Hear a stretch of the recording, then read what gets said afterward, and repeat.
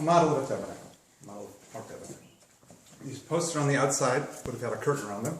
So the first thing is doing the same thing as Shabbat, the Sabbath. It's trying to separate special time, holy time, from regular time.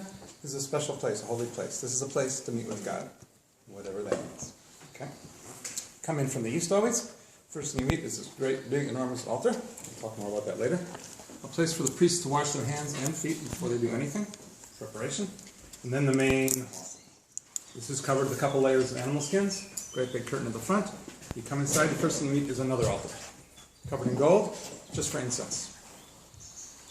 Okay, these two are very connected to each other. Anytime that almost all the sacrifices mentioned in the Torah, in the Bible, it ends with the description, a pleasant scent for God. Somehow the scent is very, very crucial. And actually, you never even light a fire on this altar. The coals are taken from this one and brought here. They're very connected to the sacrifices happen at the same time. Okay, they're very, very connected to each other. Go further in and you meet something very strange. Menorah and the showbread table.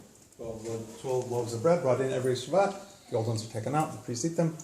But unlike everything else in this whole setup, which comes in, each thing has its own place, one at a time, these two are paired, it seems. What's the connection between the menorah and the showbread table? That's why we have you. Okay. My thought, and this is, these basically represent everything we get from God.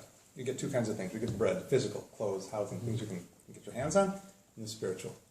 It says in the Talmud, "Bli kemach ein Torah, bli Torah ein kemach." Without flour, without bread, there's no Torah. Without Torah, without spirituality, there's no bread. They can't exist separately, only together. Okay. Then another great big curtain, Holy of Holies. Only one who ever goes in there is the high priest once a year. Only thing inside there is the ark. Okay, this is the height of the height of the height. Inside the ark, three things. What are they? Manna. The manna.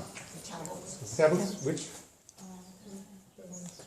The Ten Commandments, which, there were two sets, right? The broken. The second ones and the first ones. The broken ones are in there as well. What's the difference between the two? God wrote the first one. Yeah. And?